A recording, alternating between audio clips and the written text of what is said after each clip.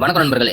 இன்னைக்கு அரசியல் வரலாற்றிலே 26 நிமிஷம் ஒரு மனுஷனால பேட்டி கொடுக்க முடியும்னு சொன்னா அது நாம் தமிழர் கட்சி சீமானால மட்டும்தான். இன்னைக்கு என்னதான் ஆண்ட கட்சியா இருக்கட்டும், இல்ல ஆளும் கட்சியா இருக்கட்டும், எதிர்கட்சியா இருக்கட்டும், யாரு வேணாலும் பேப்பரை புடிச்சு மைக்க புடிச்சு வேணா பேசலாம் மணி கணக்குல. ஆனா பிரஸ் மீட்னு வரும்போது இவங்க கேட்கிற ஒரு கேள்வியும் சும்மா நறுக்கு நறுக்குன்னு இருக்கும். அரசியல்ல ரொம்ப நுணுக்கமான கேள்விகள்லாம் இவங்க கேட்பாங்க.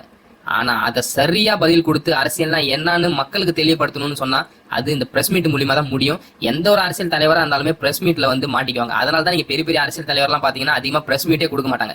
வேணா மேடை போட்டு கட்சிக்காக மாநாட்டுல பெரிய பெரிய பேச்சு பேப்பர்லாம் வச்சுட்டு பேசலாம். ஆனா பிரஸ் மீட்னு வந்துட்டா அவங்களால பேச முடியாது. ஏன்னா பிரஸ் மீட்னு வந்து நின்னாலே போதும், ஒரு நிமிஷத்துக்கு மேல இவங்களோட டப்பா டான்ஸ் ஆடுறோம். அந்த மாதிரி இவங்க கேட்கற கேள்வி ஒன்னு சும்மா நறுக்கு நறுக்குன்னு இருக்கும். அப்படி இருக்கிற அந்த அரசியல் தளத்துல இன்னைக்கு சமீபத்துல புதுசா கட்சி ஆரம்பிச்ச தாவேகா விஜய் அவர்கள் என்னதான் பெரிய பெரிய மாநாடு போட்டாலும் சமீபத்துல ஒரு போராட்டம் ஒண்ணு முன்னெடுத்தாரு.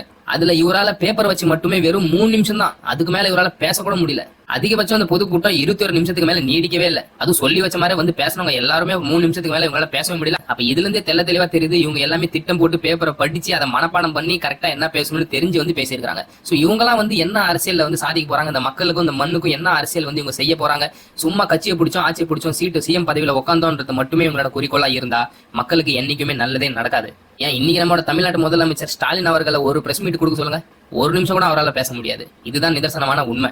அப்படி இன்னைக்கு ஒரு தலைவரை நீங்க தனித்தனியா பிரிச்சு வச்சு ஒரு பிரஸ் மீட் எடுத்தீங்கன்னா அரசியல் பத்தி புள்ளி விவரத்தை கரெக்டா புட்டு வைக்கிற ஒரு தலைவர் யாருன்னு பாத்தீங்கன்னா அது நாம் தமிழர் கட்சி சீமான் அவர்கள் தான். ஏன்னா இன்னைக்கு இந்த தமிழ்நாட்டை பொறுத்த வரைக்கும் சீமான் அவர்கள் தெரிஞ்ச இந்த அரசியல் பாத்தீங்கன்னா யாருக்குமே அந்த அளவு புரிதல் இல்லைன்னு தான் நான் சொல்லுவேன். ஏன்னா இவர்கள் எல்லாமே தன்னோட லாபத்துக்கும் தன்னோட கட்சியோட லாபத்துக்குமா தான் அரசியல் இருக்கும். அதே மாதிரிதான் இவங்களும் பேசுவாங்க. இவங்க கொடுக்குற பதில் எல்லாமே பாத்தீங்கன்னா இப்படிதான் இருக்கும். ஆனா சீமான் அவர்கள் தான் இருக்கிற மண்ணுக்கும் இந்த மனுஷனுக்கும் வானத்துக்கும் பூமிக்கும் மரத்துக்கும் ஆகாயத்துக்கும் மிருகத்துக்கும் பூச்சிக்கும் வண்டுக்கும் பறவைகளுக்கும் இது மாதிரி எல்லாத்துக்குமான ஒரு அரசியல்னு சொன்னா இன்னைக்கு நாம் தமிழர் கட்சியோட அரசியல் தான் தமிழ்நாட்டுல ஒரு முக்கியமா தேவையா இருக்குது.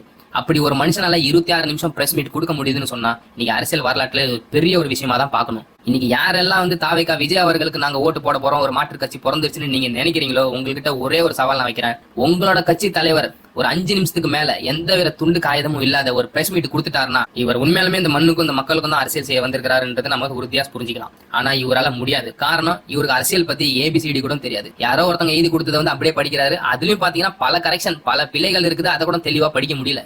இது மனப்பாடம் பண்ணி படிக்க வேண்டியது இருக்குது. ஆடிக்கு ஒரு வாட்டி அமாவாசைக்கு ஒரு வாட்டி சொல்ற மாதிரி 2 மாசத்துக்கு ஒரு டைம் 3 மாசத்துக்கு ஒரு டைம் வந்து ஒரு ஸ்பீச் ஒன்று கொடுக்குறாரு. அதுவுமே மனப்பாடம் பண்ணி இருக்குது. அப்படி அச்சு அசலா தெரியுது. முதல் மாநாட்டிலே இவர் சொன்னாரு குரலை உயர்த்து பேசினா மட்டும் போதாதுன்னு சொன்னாரு. யார சீமான் அவர்களை நேரடியா சொன்னாரு. ஆனா இவர் பார்த்தா இப்ப கத்திக்கிட்டே தான் இருக்கிறாரு. அதுவும் மனப்பாடம் பண்ணி கத்துறதுக்கும் மனசார கத்துறதுக்கும் தெளிவா தெரியுது. என்னதான் நீங்க விஜய் வந்து மக்களுக்காக அரசியல் பண்ணாலும் இவர் உதட்டளவுல பேசுறது உறுதியா தெரியுது. ஆனா சீமான் அவர்களை நீங்க எடுத்துட்டீங்கன்னா இவர் மனசார பேசுறாரு. இந்த மண்ணுக்கான ஒரு முக்கியமான ஒரு அரசியலை கொண்டு போறது நாம் தமிழர் கட்சி சீமான் அவர்கள் தான் உறுதிப்பட தெரியுது.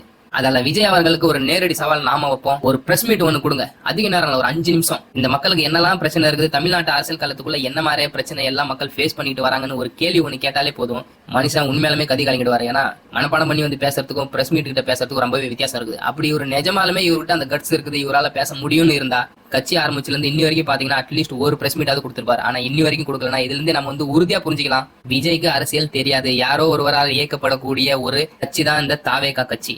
சும்மா ஒரு கூட்டம் போட்டு ஒரு 3 நிமிஷம் கத்திட்டு போனா மட்டும் அரசியல் ஆயிடாது. மக்களா நின்று போராட்டத்துக்கு குரல் கொடுக்கணும். அந்த போராட்டம் ஜெயிக்கிற வரைக்கும் குரல் கொடுக்கணும். இனி 8 வழி சாலையில இருந்து எடுத்து தமிழ் தான் குடமுழுக்கு நடக்கணும். ஆடு மாடுகளுக்கு போராட்டம், பஞ்சு மண்ணு நிலத்தை மீட்கணும், பணங்கள்ல இறக்கி பண விவசாயிகளுக்கான வாழ்வாதாரத்தை கூட்டணும். இப்படி பல போராட்டத்தை முன்னெடுத்துட்டு நாம் தமிழர் கட்சி சீமான் அவர்கள் இந்த மண்ணுக்கான ஒரு முக்கியமான அரசியலை செஞ்சுட்டு வராரு. ஆனா விஜய் இன்னி வரைக்குமே அவருக்கு பல வாய்ப்பு கிடைச்சு அதை கோட்டை விட்டு தான் வராரு. வாய்ப்பே அவருக்கு பாராளுமன்ற எலெக்ஷன் வந்து கிடைச்சது, அதை கோட்டை விட்டாரு. அடுத்தது ஈரோடு எலெக்ஷனும் கிடைச்சது, அதையும் போட்டி போடல. இப்ப 2026 சட்டமன்ற தேர்தலாம் போட்டி போடணும்னு சொல்லிட்டு இருக்காரு. ஆனாலுமே இன்னி வரைக்கும் எந்த ஒரு வேட்பாளரையும் எந்த ஒரு தொகுதியிலுமே அறிவிக்காத ஒரு சூழ்நிலை தான் இருக்குது. ஏன்னா 234 தொகுதியிலும் இவரால் வேட்பாளரை போட முடியுமான்னு கேட்டா அதுக்கான வாய்ப்பே கிடையாது. ஏன்னா இன்னைக்கும் இவரு கூட்டணியோட தான் அலைஞ்சிக்கிட்டு வராரு.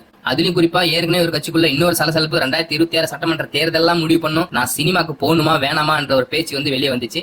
அதே மாதிரி இப்ப 2026 சட்டமன்ற தேர்தலுக்கு முன்னாடியே ஜனவரி மாசம் இவரோட திரைப்படம் ஒண்ணு வெளியே வருது. இன்னைக்கு இந்த மண்ணுக்கும் மக்களுக்கும் ரத்தத்து மூலியமா வேர்வையை சிந்தி போராட்டம் மூலியமா வெற்றி பெற்று பல சாதனைகளை செஞ்சுட்டு நாம் தமிழர் கட்சியை தாண்டி இன்னைக்கு அதுக்கும் அப்பாற்பட்ட அரசியலா ஒரு விளம்பர அரசியலா தான் இருக்குது. மக்களை போய் களத்துல சந்திக்காத நேரா படத்தை எடுத்து போட்டோமா, படத்துல வர டயலாக் மாதிரி வசனங்கள்ல பேசணுமா, ஆட்சியை பிடிச்சோமான்ற ஒரு ஸ்ட்ராட்டஜி தான் இவங்க வந்து பயன்படுத்துறாங்க. ஆனா அரசியல்ன்றது ஒரு விளம்பரம் கிடையாதுன்றது மட்டும் இன்னைய காலத்துக்கு தெளிவா புரிஞ்சுக்கணும். ஏன்னா இன்னைக்கு தமிழ் மக்கள் விழிப்புணர்வு அடைஞ்சிட்டாங்க.